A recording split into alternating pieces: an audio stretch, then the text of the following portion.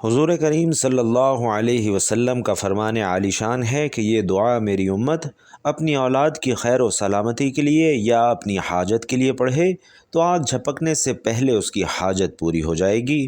یہ دعا ایک بہترین تحفہ ہے۔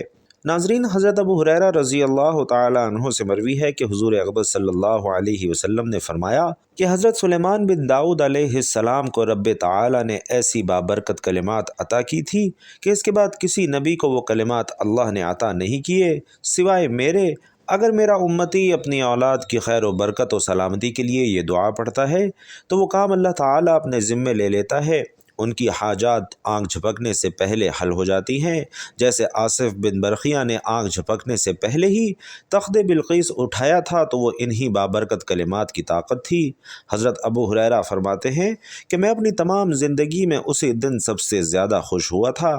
پھر میں عرض گزار ہوا کہ وہ کون سے کلمات ہیں تو آپ صلی اللہ علیہ وسلم نے مجھے وہ دعا سکھائی۔ ناظرین، روایات میں آتا ہے کہ حضرت سلیمان علیہ السلام جب تخت پر بیٹھتے تو آپ علیہ السلام کے پاس والی کرسیوں پر انسان بیٹھتے اور ان کے پاس والی کرسیوں پر جنوں کے بادشاہ بیٹھتے تھے۔ پھر ہوا اس تخت کو اڑاتی اور معلق تھما دیتی، پھر پرندے آ کر اپنے پروں سے سایہ کر لیتے، پھر آپ ہوا کو حکم دیتے اور وہ پرواز کر کے صبح صبح مہینے بھر کے فاصلے پر پہنچا دیتی تھی۔ مہینے بھر کی دوری چند لمحوں میں طے ہو جاتی تھی۔ ایک مرتبہ اسی طرح آپ جا رہے تھے، پرندوں کی دیکھ بھال ہدہد کی تھی، پھر ہدہد کو غائب پایا تو آپ بڑے ناراض ہوئے کیونکہ ہدہد پرندہ غائب تھا، اور فرمایا کہ چند گھنٹوں سے مجھے نظر نہیں پڑتا، یا سچی مچی میں غیر حاضر ہے۔ اگر واقعی وہ غیر حاضر ہے تو میں اسے سخت سزا دوں گا، بلکہ ذبح کر دوں گا۔ ہاں، یہ اور بات ہے کہ وہ غیر حاضری کی کوئی معقول وجہ بیان کر دے۔ اتنے میں ہدہد آ گیا اور پرندوں نے کہا کہ آج تیری خیر نہیں ہے، بادشاہ سلامت تیری سزا طے کر چکے ہیں۔ اس نے کہا یہ بتاؤ کہ ان کے الفاظ کیا تھے؟ دوسرے پرندوں نے بیان کیا تو ہدہد خوش ہو کر کہنے لگا کہ پھر تو میں بچ جاؤں گا۔ چنانچہ ہدہد حضرت سلیمان علیہ السلام کے دربار میں پیش ہوا اور کہنے لگا کہ اے اللہ کے نبی، میں ایک ایسی خبر لے کر آیا ہوں جو آپ کے پاس بھی نہیں ہے۔ مورخ سے آ رہا ہوں اور پختہ یقین سے خبر لایا ہوں۔ اس کی بادشاہی ایک عورت کو میں نے کرتے ہوئے پایا ہے۔ اس کے وزیر اور مشیر 312 شخص ہیں اور ان میں سے ہر شخص کے ماتحت 12,000 کی جمعیت ہے۔ اس کی زمین کا نام مادوں ہے۔ یہ صفا سے 3 میل کے فاصلے پر ہے اور دنیاوی ہر قسم کی ضرورت اسے مہیا ہے۔ اس کا نہایت شاندار قسم کا تخت ہے جس پر وہ جلوہ گر ہوتی ہے۔ وہ تخت سونے سے تندہ ہوا ہے اور یہ 80 ہاتھ اونچا اور 40 ہاتھ چوڑا ہے، اور 600 عورتیں ہر وقت اس کی خدمت میں کمر بستہ رہتی ہیں۔ اس کا دیوان خاص جس میں سخت پہرا ہے، بہت بڑا محل ہے، بلند و بالا اور کشادہ، سب لوگ آفتاب پرست ہیں، خدا پرست کوئی نہیں۔ ملکہ کا نام بلقیس بنت شرحیل ہے اور اس کا دادا پورے یمن کا بادشاہ عظیم تھا جس کی اولاد نے 40 لڑکے پیدا کیے جو سب کے سب بادشاہ بنے۔ اس کے والد نے ایک جینیا عورت سے نکاح کر لیا، اس بدن سے بلقیس پیدا ہوئی، اور جنیا سے نکاح کی مختلف وجوہات بیان کی گئیں۔ ایک یہ کہ اپنی حکومت اور سلطنت کے غرور والے لوگوں سے کہتا کہ تم میرے لائق ہی نہیں ہو، اور اس کا نتیجہ یہ نکلا کہ لوگوں نے اس کا نکاح ایک زانی سے کروا دیا۔ حضرت سلیمان علیہ السلام ملکہ بلقیس اور اس کی قوم کے متعلق سن کر کہنے لگے کہ یہ مجھے معلوم کرنا ہوگا کہ تو سچ بول رہا ہے یا جھوٹ بول رہا ہے۔ میرے اس خط کو لے جا کر ملکہ بلقیس کو دے دے، پھر ان کے پاس سے ہٹ کر دیکھ کہ وہ کیا جواب دیتی ہیں۔ ناظرین، ہدہد نے اس خط کو اپنی چونچ میں دبا کر ملکہ بلقیس کے محل میں جا پہنچا۔ ملکہ اس وقت کھانا کھانے میں مصروف تھیں۔ پرندے نے نہایت خاموشی اور چلاکی سے اور احتیاط کے ساتھ خط اس کے سامنے اس طرح ڈالا کہ وہ جان ہی نہ پائی کہ ہدہد کہاں سے آیا ہے، مگر اپنی گود میں پڑے خط کو دیکھ کر وہ محتاط ہو گئی اور کچھ خوفزدہ بھی، لیکن انہیں اتنا اندازہ ضرور ہو گیا کہ یہ کوئی عام خط نہیں ہے بلکہ معزز اور مکرم ہے، کیونکہ اس پر مہر بھی لگی ہوئی تھی۔ اس خط میں خط لکھنے کے تمام اصول بڑھتے گئے۔ خط لکھنے کے لیے پہلی شرط یہ ہوتی ہے کہ خط کا آغاز ہی اس طرح ہو کہ خط لکھنے والے کے نام کا پتہ مکتوب کے نام میں آ جائے کہ کس نے خط لکھا ہے۔ ایک اہم بات، خط کا آغاز اللہ تعالیٰ کے پاک اور بابرکت نام سے کیا جائے، اور کہا جاتا ہے کہ حضرت سلیمان علیہ السلام سے پہلے کسی نے خط میں یہ مقدس کلمات نہیں لکھے تھے۔ حضرت ابو ہریرہ رضی اللہ تعالی عنہ فرماتے ہیں کہ ایک مرتبہ میں آپ صلی اللہ علیہ وسلم کے ہمراہ جا رہا تھا۔ آپ صلی اللہ علیہ وسلم نے فرمایا کہ میں ایک ایسی آیت جانتا ہوں جو مجھ سے پہلے سلیمان داؤد علیہ السلام کے بعد کسی نبی پر نہیں اتری۔ آصف بن برقیہ نے وہی مقدس کلمات پڑھے تھے جن کی بدولت حق تعالی نے ان کی حاجت آگ جھپکنے سے پہلے پوری کی تھی، اور اگر وہی کلمات میری امت اپنی لیے یا اپنی اولاد کی خیر و سلامتی کے لیے پڑھے تو ان کی حاجات بھی پلک جھپکنے سے پہلے پوری ہو جائیں گی۔ میں نے استفسار کیا کہ وہ کون سی آیت ہے، تو آپ نے فرمایا کہ یہ مبارک کلمات آگے جا کر پڑھی جائیں گی۔ خط مختصر لیکن بلیغ انداز میں تحریر کیا گیا تھا، اور خط سے شاہانہ انداز ہی نہیں بلکہ پیغمبرانہ شاہن بھی ظاہر ہوتی تھی۔ ابتدا اس امر کی طرف اشارہ تھا کہ سرکشی چھوڑ کر ایک اللہ کی عبادت کرو۔ یہ کسی بادشاہی کا نہیں بلکہ پیغمبر کا دعوت نامہ ہے۔ ایک اللہ کی عبادت کرو۔ ملکہ بلقیس عقل مند خاتون تھی، معاملات کو کس طرح طے کیا جائے وہ با اختیار بھی تھی، اور اس کا فیصلہ اس کے اہل دربار کے لیے رد کرنا ممکن نہ تھا۔ پھر بھی اس نے اپنا فیصلہ سنانے کے بجائے اہل دربار سے مشورہ ضروری جانا، چنانچہ اپنے تمام مشورہ نویس اور سپہ سالاروں کو بلایا اور کہا، میری طرف ایک بہت ہی اہم خط ڈالا گیا ہے جس میں مسلمان ہونے اور تابع فرمان بننے کی دعوت دی گئی ہے۔ تم سب جانتے ہو کہ میں کوئی فیصلہ تمہارے بغیر نہیں کیا کرتی، تو تم سب مجھے اپنی اپنی رائے دو کہ ہمیں کیا کرنا چاہیے۔ تمام اہل دربار نے جواب دیا کہ ہمارے پاس طاقت اور قوت کی کمی نہیں ہے، اسلحہ اور سامان وافر مقدار میں موجود ہے، ہم بہادر بھی ہیں، شجاع بھی ہیں، اور میدان جنگ میں نہایت جرت اور جواں مردی کے ساتھ لڑتے ہیں، اس لیے ہمیں خوف زدہ ہونے یا جھکنے کی ضرورت نہیں ہے، بلکہ ہماری طاقت مسلم ہے، ہم ہر قسم کے مقابلے کے لیے تیار ہیں، اب جو آپ کا حکم ہو ہم آپ کے فرما بردار ہیں۔ ناظرین، ملکہ بلقیس خود سے اندازہ کر چکی تھیں کہ حضرت سلیمان علیہ السلام کے سامنے اس کے لشکر کی کوئی حیثیت نہ ہوگی، اور اگر جنگ کی نوبت آئی تو تباہی اور بربادی کے سوا کچھ بھی ہاتھ نہ آئے گا۔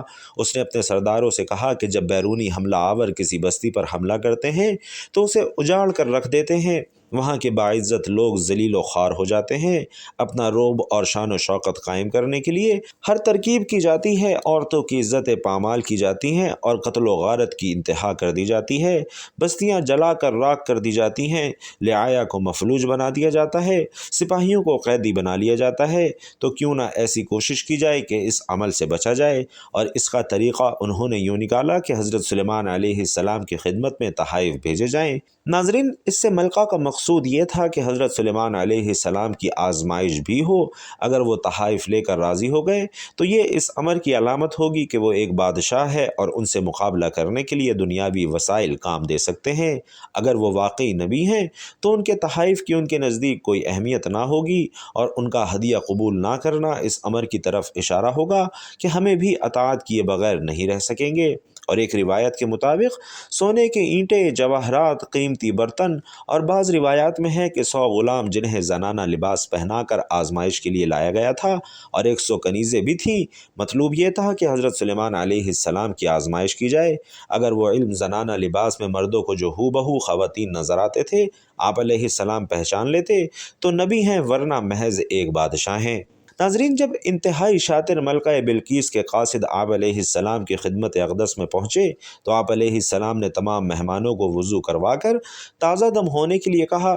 لڑکیوں نے برتن سے پانی بہا کر ہاتھ دھوئے، جبکہ لڑکوں نے برتن میں ہاتھ ڈال کر پانی لیا۔ یوں آپ علیہ السلام پہچان گئے کہ اول الذکر لڑکیاں اور باقی سارے لڑکے ہیں۔ ایک روایت میں یہ بھی ہے کہ ایک گروہ نے کونیوں سے ہاتھ دھونا شروع کیے اور انگلیوں تک آیا، جبکہ دوسرے گروہ نے انگلیوں سے شروع ہو کر کونیوں تک ہاتھ دھوئے۔ بہرحال حضرت سلیمان علیہ السلام نے دونوں کو الگ الگ پہچان لیا۔ ناظرین، اسرائیلی روایات کے مطابق ملکہ بلقیس نے اپنی آزمائش کے لیے کچھ سوالات بھی کیے تھے، جن میں سے ایک یہ بھی تھا کہ ملکہ نے برتن بھیجا جس کے لیے فرمائش یہ تھی کہ اسے ایسے پانی سے بھرا جائے کہ وہ پانی زمین کا ہو نہ آسمان کا ہو۔ حضرت سلیمان علیہ السلام نے ان کی فرمائش یوں پوری کی کہ ان کے پسینے کے قطرے اس برتن میں جمع کروا دیے، بلکہ ملکہ بلقیس نے حضرت سلیمان علیہ السلام کے لیے کچھ اور بھی آزمائش تیار کی تھی۔ اپنے غلاموں سے کہا تھا کہ یہ ایک بہت باریک موتی ہے جس میں سوراخ نہیں تھا، ان کی خدمت میں پیش کرنا کہ اس میں جن اور انسانوں کی مدد کیے بغیر دھاگا ڈال دے۔ دوسرے موتی میں سوراخ ٹیڑھا تھا، اس میں بھی دھاگا ڈالنا ہے، اور اگر ان سوالوں کو احمقانہ یا ناممکن سمجھ کر غصے میں آ جائے تو وہ ایک عام بادشاہ ہے۔ اگر اس کا رویہ متحمل اور خوشگوار رہا تو جان لینا کہ وہ معمولی بادشاہ نہیں ہیں بلکہ وہ نبی ہیں۔ پھر ان کی بات توجہ سے سننا۔ قاصد حاضر ہوا، آپ نے ڈبیا طلب کی، اس نے کہا کہ کھولنے سے پہلے بتائیے اس میں کیا ہے۔ حضرت جبرائیل علیہ السلام نے مدد کی اور آپ علیہ السلام نے فرمایا کہ ایک موتی بغیر سوراخ اور دوسرا موتی ٹیڑھے سوراخ والا ہے۔ قاصد نے کہا کہ ان دونوں موتیوں میں دھاگا ڈال دیجئے۔ آپ علیہ السلام نے اپنے درباریوں سے فرمایا کہ موتی میں سوراخ کون کرے گا؟ دیمک نے کام اپنے ذمہ لیا، اپنے منہ میں ایک بال لیا اور موتی میں ایک سرے سے داخل ہو کر دوسرے سرے سے نکل آیا۔ آپ علیہ السلام نے دیمک سے خوش ہو کر فرمایا، تمہیں کوئی حاجت ہو تو بیان کرو۔ اس دیمک نے کہا کہ اے نبی علیہ السلام، میرا رزق درختوں میں کر دیجئے۔ آپ علیہ السلام نے اس کی فرمائش پوری کی۔ پھر آپ نے ٹیڑھے سوراخ والے موتی کو سامنے رکھا اور کہا، اس موتی میں دھاگا کون ڈالے گا؟ سفید کیڑے نے آگے بڑھ کر کہا کہ حضور یہ کام میں کروں گا۔ اس نے دھاگا اپنے منہ میں لیا اور ایک طرف سے جا کر دوسری طرف سے نکل آیا۔ حضرت سلیمان علیہ السلام نے اس کیڑے کے اس سے حاجت پوچھی۔ اس کیڑے نے کہا کہ اے اللہ کے سچے نبی، میرا رزق پھلوں میں رکھ دیجئے۔ اس کی فرمائش بھی رہتی دنیا تک پوری کر دی گئی۔ ناظرین، قاصد تو آپ علیہ السلام سے مرعوب ہو چکے تھے۔ جب حضرت سلیمان علیہ السلام نے قاصدوں کے استقبال کے لیے درمیان سے کوئی 30 میل کی مسافت پر سونے، چاندی اور اینٹوں کے فرش بنانے کا حکم دیا، راستے میں دونوں طرف عجیب الخلقت جانوروں کو کھڑا کر دیا اور دربار کو بھی بناؤ سنگھار سے ترتیب دیا گیا۔ اپنے تخت کے دائیں بائیں 4000 سونے کی کرسیاں ایک طرف علماء اور دانشوروں کے لیے تھیں، دوسری جانب اعمال سلطنت کے لیے بچھا دی گئیں۔ چنانچہ جب قاصد آئے تو انہوں نے سونے کی اینٹوں پر جانوروں کو کھڑے دیکھا، آگے آگے موروں کی قطاریں تھیں، پھر جنات کی صفیں تھیں اور راستے میں ہی حیران کر دینے والے مناظر تھے۔ جب قاصد دربار عالیہ میں پہنچ گئے تو وہاں کی شان و شوکت دیکھ کر وہ دنگ رہ گئے۔ جہاں سے حضرت سلیمان علیہ السلام کی ملاقات ہوئی تو شاہانہ بادشاہ ہونے کے باوجود آپ علیہ السلام خندۂ پیشانی سے پیش آئے۔ قاصدوں نے بیش قیمت تحفے تحائف پیش کیے تو آپ علیہ السلام نے فرمایا، کیا تم دیکھتے نہیں ہو کہ مجھے اللہ نے ہر چیز سے نوازا ہے؟ یہ مال و دولت میرے لیے بے معنی ہے اور تم مجھے معمولی تحائف دے رہے ہو، جبکہ اللہ نے مجھے نبوت سے سرفراز کیا ہے، پھر جن اور پرند اور ہواؤں کو میرے لیے مسخر کر دیا ہے۔ میری بادشاہی کی شان و شوکت تم دیکھ ہی چکے ہو، اس دنیاوی ساز و سامان کی میرے نزدیک کیا حیثیت ہوگی؟ تم اپنے تحائف واپس لے جاؤ اور ایک خطرناک انجام کا انتظار کرو۔ میں انسانوں کی نہیں بلکہ جنوں اور پرندوں کی فوج لے کر عملہ آور ہوں گا جن کا تم مقابلہ ہی نہ کر پاؤ گے۔ تم اپنے ہدیے پر فخر کرو اور اسے اپنے ہمراہ لے کر لوٹ جاؤ۔ قاصد حیران پریشان ہو کر واپس ہوئے تو حضرت سلیمان علیہ السلام کے دربار کے احوال کے علاوہ ان کے اعلان جنگ کو ملکہ کو سنایا، اور ملکہ جان گئی کہ وہ بادشاہ کے علاوہ نبی بھی ہیں اور اللہ تعالیٰ کے نبی اور رسول سے لڑنا گویا اللہ تعالیٰ سے مقابلہ کرنا ہے جس کی طاقت ہم انسانوں میں نہیں۔ ناظرین، ملکہ نے حضرت سلیمان علیہ السلام کے دربار میں حاضری دینے کا فیصلہ کیا اور کہا جاتا ہے کہ اس نے 12,000 سردار منتخب کیے جن کے ماتحت 1 لاکھ سپاہی تھے۔ حضرت سلیمان علیہ السلام نے دور سے کوئی دھول جیسا دھواں اڑتا دیکھا تو جان گئے کہ ملکہ بلقیس اپنے سپاہیوں کے ساتھ آ رہی ہے اور اس وقت وہ محل سے 3 میل کے فاصلے پر تھی۔ حضرت سلیمان علیہ السلام نے سوچا کہ وہ میرے دربار کی شان و شوکت کے ساتھ ساتھ پیغمبرانہ معجزہ بھی دیکھ لیں، اس لیے آپ علیہ السلام نے اپنی اس مجلس میں کہا جہاں آپ صبح سے دوپہر تک مقدمات کا فیصلہ کیا کرتے تھے، جہاں جن اور انس سب شریک تھے۔ آپ علیہ السلام نے فرمایا کہ کیا ملکہ بلقیس کا تخت جس کی بیش قیمت اور نادر ہونے کی بہت شہرت ہے، ملکہ کے میرے دربار میں پہنچنے سے پہلے کوئی لا سکتا ہے؟ کیونکہ جب وہ یہاں آ جائے گی، ایمان لے آئے گی، پھر اس کا مال ہم پر حرام ہو جائے گا۔ بہرحال ایک طاقتور اور سرکش جن جو ایک بہت بڑی پہاڑ جتنی جسامت رکھتا تھا، اس نے کہا، اگر آپ مجھے اجازت دیں تو میں آپ کا دربار برخاست کرنے سے پہلے اس تخت کو اٹھا کر یہاں لا سکتا ہوں۔ پھر آپ جانتے ہیں کہ میں بہت ہی امانت دار ہوں اور ذخیرہ جواہرات سے مزین تخت سے کوئی چیز نہیں چراؤں گا۔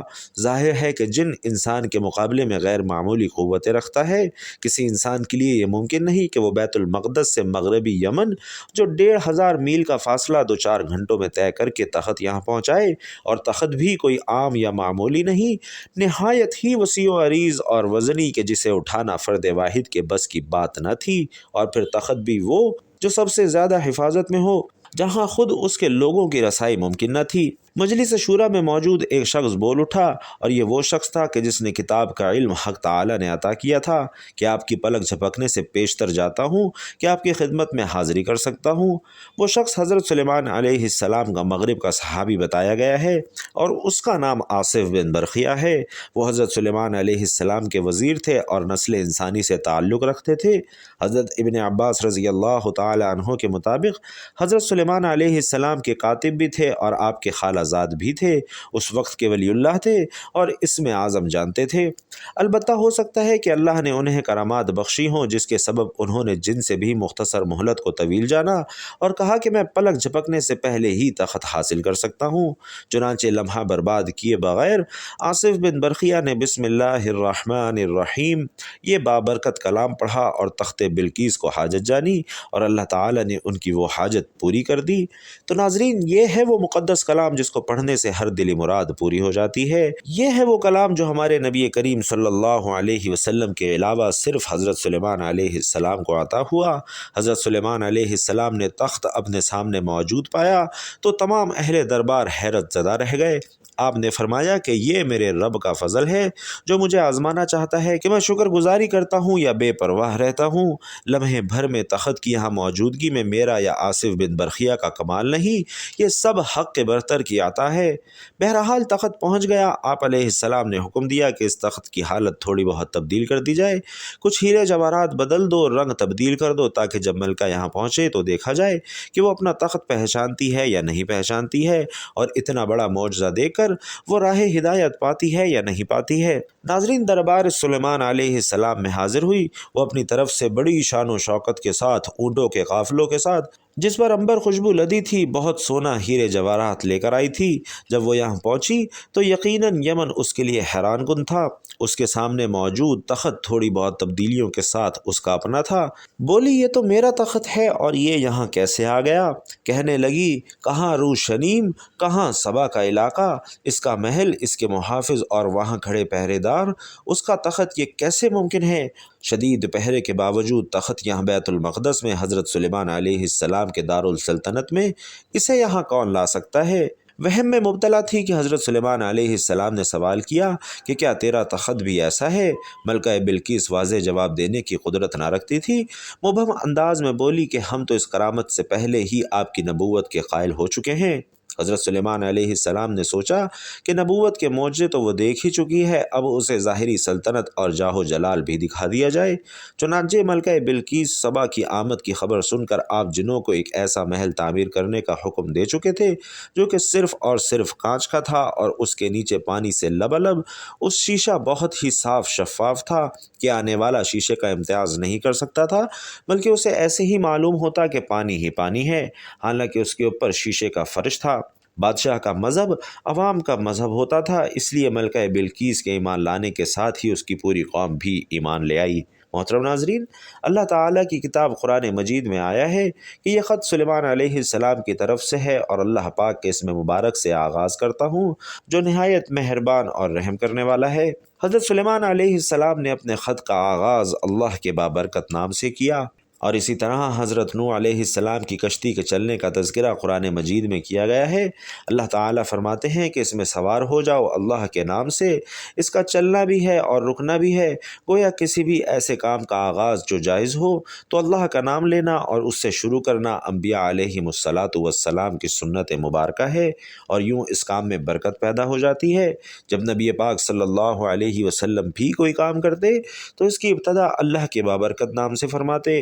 آپ صلی اللہ علیہ وسلم نے مختلف فرما رواؤں کے نام خطوط لکھے اور ان کا آغاز بھی اللہ کے بابرکت نام سے ہی کیا۔ تو اس سے معلوم ہوتا ہے کہ بسم اللہ الرحمن الرحیم کس قدر اہمیت کی حامل ہے۔ رسول پاک صلی اللہ علیہ وسلم کا ارشاد ہے کہ دروازہ بند کرتے ہوئے بسم اللہ پڑھو، چراغ گل کرتے ہوئے بسم اللہ پڑھو، برتن ڈھانپتے ہوئے بسم اللہ پڑھو، اور مشک کا منہ بند کرتے ہوئے بسم اللہ پڑھو۔ اور علامہ قرطبی نے لکھا ہے کہ کھانے پینے، ذبح کرنے کرنے، وضو کرنے، کشتی میں سوار ہونے، غرض ہر صحیح کام سے پہلے بسم اللہ پڑھنا انتہائی مستحب ہے، اور بسم اللہ الرحمن الرحیم کے فضائل اور فوائد بے انتہا ہیں۔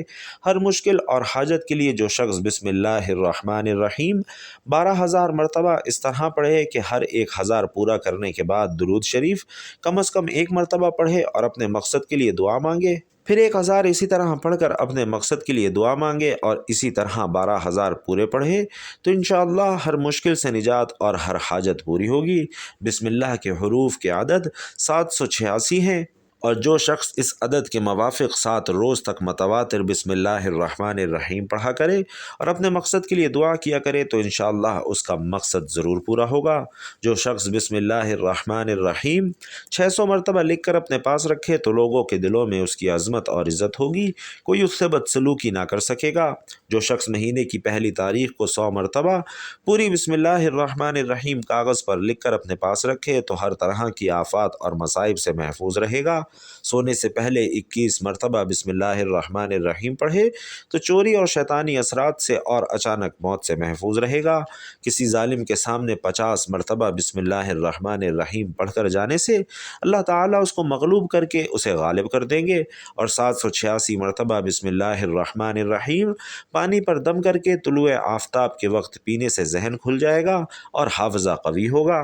101 مرتبہ بسم اللہ الرحمن الرحیم کاغذ پر لکھ کر کھیت میں مخصوص جگہ دفن کر دے تو کھیتی تمام آفات سے محفوظ رہے گی اور اس میں برکت بھی خوب ہوگی۔ جس عورت کے بچے زندہ نہ رہتے ہوں وہ بسم اللہ الرحمن الرحیم 61 مرتبہ لکھ کر تعویذ بنا کر اپنے پاس رکھے تو انشاءاللہ بچے محفوظ رہیں گے۔ بسم اللہ الرحمن الرحیم کسی کاغذ پر 500 مرتبہ لکھے اور اس پر 100 مرتبہ بسم اللہ پڑھے، پھر اس تعویذ کو اپنے پاس رکھے تو حکام مہربان ہو جائیں گے اور ظالم کے شر سے محفوظ رہے گا۔ یہ سارے اعمال ان مقاصد کو حاصل کرنے کے لیے بہت ہی یکسیر ہیں۔ اللہ تعالیٰ سے دست ادب دعا ہے میرے تمام مسلمان بہن بھائیوں کے بچوں کو اللہ پاک اپنے حفظ و امان میں رکھے، آمین یا رب العالمین۔